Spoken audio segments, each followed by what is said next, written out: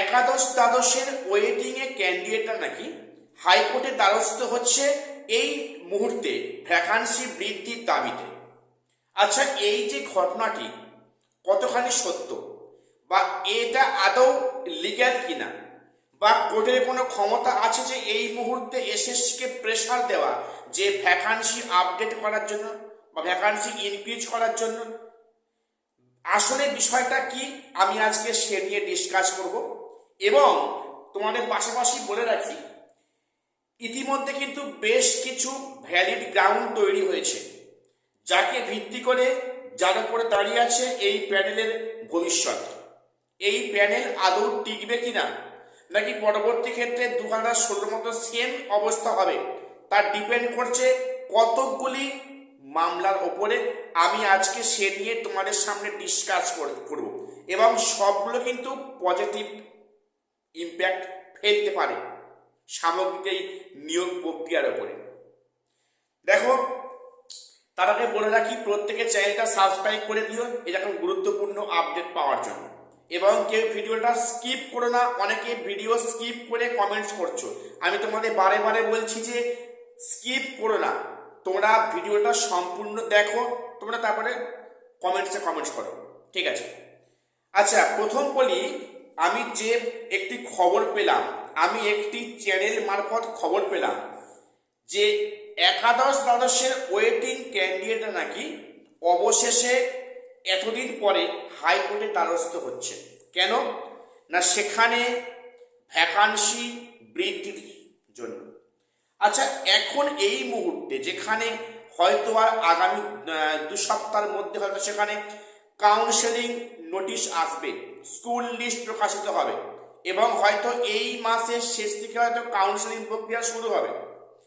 তাহলে এখন এই মুহূর্তে যদি কোর্টের কাছে যাওয়া হয়, তাহলে কি কোনো পজিটিভ এফেক্ট পাওয়া যাবে, বা কোর্ট কি সেখানে আদৌ ভ্যাকান্সি বৃদ্ধির জন্য এসএসসিকে প্রেসার ক্রিয়েট করবে? দেখো, আমি কোনো আইনের ছাত্র নয়, বা আমি কোনো আইনজ্ঞ নয়, আমার ছোট মাথায় যেটুকু খেয়াল আমি তোমাদের সেটুকু ডিসকাস করছি। দেখো, অ্যাকচুয়ালি বিষয়টা, এই যে ভ্যাকান্সি অ্যাকচুয়ালি কখন বাড়া উচিত, দেখো সেখানে তোমার দেখবে যে এসএসসির যে গেজেটে উল্লেখ করা আছে, সেখানে বলা আছে কি বলতো, যে প্রিলিমিনারি ইন্টারভিউ লিস্ট প্রকাশের আগে ভ্যাকান্সি আপডেট হয়ে সেই অনুযায়ী সেখানে নিয়োগ প্রক্রিয়া হতে পারে। তো প্রিলিমিনারি ইন্টারভিউ লিস্টের পর যদি ভ্যাকান্সি বাড়ানো হয়, সেটা কিন্তু কাগজে কলমে অবৈধ, ইললিগ্যাল। বিষয়টা একটু খুঁটিয়ে বলি। দেখো, তোমরা জানো যে যে কোনো গভর্নমেন্ট জবের ক্ষেত্রে ভ্যাকান্সি কারা প্রকাশ করে? Finance department. সেই ডিপার্টমেন্ট কিন্তু তারা প্রকাশ করে যে এই দপ্তরে বা এই সেকশনে এতগুলো কর্মী নিয়োগ করার মতো অবস্থা কিন্তু আছে। সেই অনুযায়ী একটা রেশিও মেনটেন করে, একটা সেখানে সরকারের সাথে বোঝাপড়া করে, ফিনান্স ডিপার্টমেন্টের সাথে কথাবার্তা বলে সংশ্লিষ্ট সংস্থা কিন্তু সেখানে ভ্যাকান্সি স্থির করতে পারে। তো এই যে দাবিটা এখন যদি সত্যি হয় যে সেখানে ওয়েটিংরা হাইকোর্টের দ্বারস্থ হচ্ছে, তো আমার যেটুকু মনে হয় এই ছোট মাথায়, হাইকোর্টের দ্বারস্থ হয়ে কিছু পজিটিভ ইম্প্যাক্ট আসে বলে অন্তত আমার মনে হচ্ছে না। এটার জন্য অনেক আগে কিন্তু সেখানে একটা আন্দোলনের করার দরকার ছিল, যেখানে সরকারকে একটা চাপের মধ্যে রাখা যে ভ্যাকান্সি আপডেট করতে হবে। সেটা তুমি যদি কোর্ট মাধ্যমে যাও, তাহলে কিন্তু সেটা কখনো কোর্ট বলবে না যে তুমি গেজেটের নিয়মকে লঙ্ঘন করে যে কমিশন তুমি এখন হচ্ছে ভ্যাকান্সিটা ইনক্রিজ করো, বলতে পারে না, এটা ইললিগ্যাল হয়ে। সেটা যদি সরকার চাপে পড়ে ভ্যাকান্সি আপডেটেড শো করে, তাহলে কিন্তু সেক্ষেত্রে যদি অবজেকশন না করে, সেক্ষেত্রে কিন্তু সেখানে ভ্যাকান্সি কিছুটা বাড়তে পারে। তো এই যে এনারা যদি কোর্টের দ্বারস্থ হয়, আমি জানি না সেক্ষেত্রে কোনো আইন আছে কিনা, আমার জানা নেই, আমি তো কোনো আইনের লোক নয়, হয়তো থাকতে পারে, তো সেটা পরের বিষয়। তো যেটা আপাতত মনে হয় কিন্তু কোর্টে গিয়ে এই মুহূর্তে কিছু ফয়সালা, কোনো পজিটিভ ইম্প্যাক্ট আসতে পারবে না বা আসবে না। এটা আগাম দাবি তোলা আমাদের উচিত ছিল অনেক আগেই। ঠিক আছে, এই একটা বিষয়। তবে কিন্তু এই মামলাটা যদিও কোনো ইম্প্যাক্ট ফেলবে না সামগ্রিক প্রক্রিয়াতে, কিন্তু কিছু বাস্তব গ্রাউন্ড তৈরি হয়েছে যেখানে কিন্তু এই প্যানেলের কিন্তু ভ্যালিডিটি নিয়ে ইন ফিউচারে কোশ্চেন মার্ক থেকে যাবে। কেন বললাম? দেখো, তার মধ্যে প্রথম মামলা আছে 2016 ভার্সেস 2025, যেখানে গেজেট আলাদা।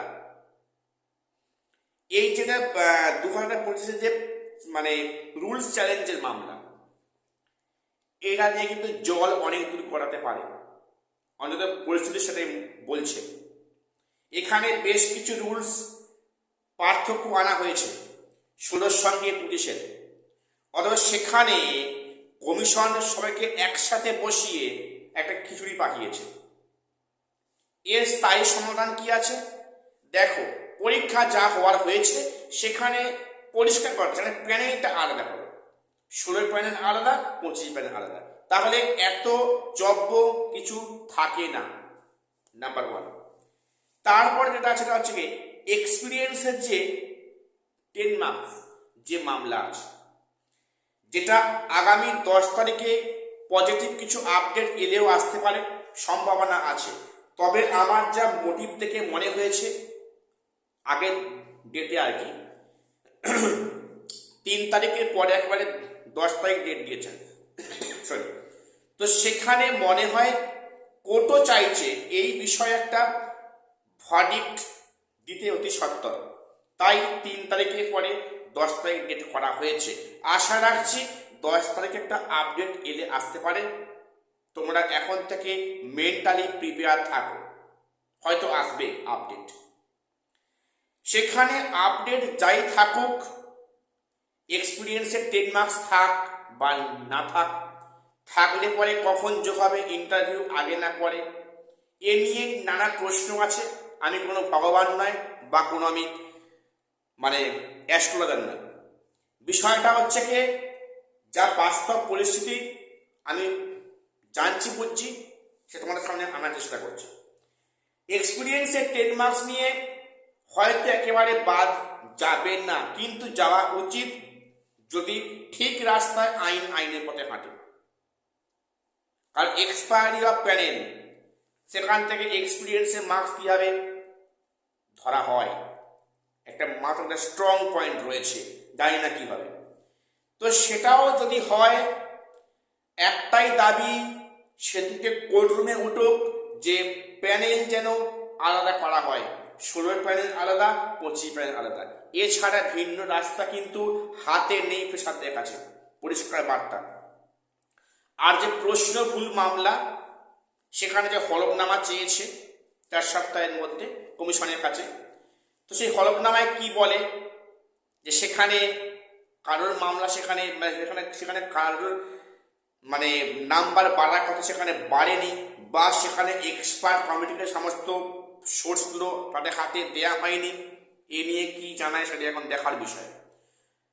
তবে বলতে পারে কিন্তু আগামী দিনে কিছু একটা বড়সড় আপডেট আসবে, যে আপডেটটা কিন্তু গোটা নিয়োগ প্রক্রিয়া একটা মারাত্মক এফেক্ট ফেলবে, তোমরা কথাটা মিলিয়ে নিও, ঠিক আছে?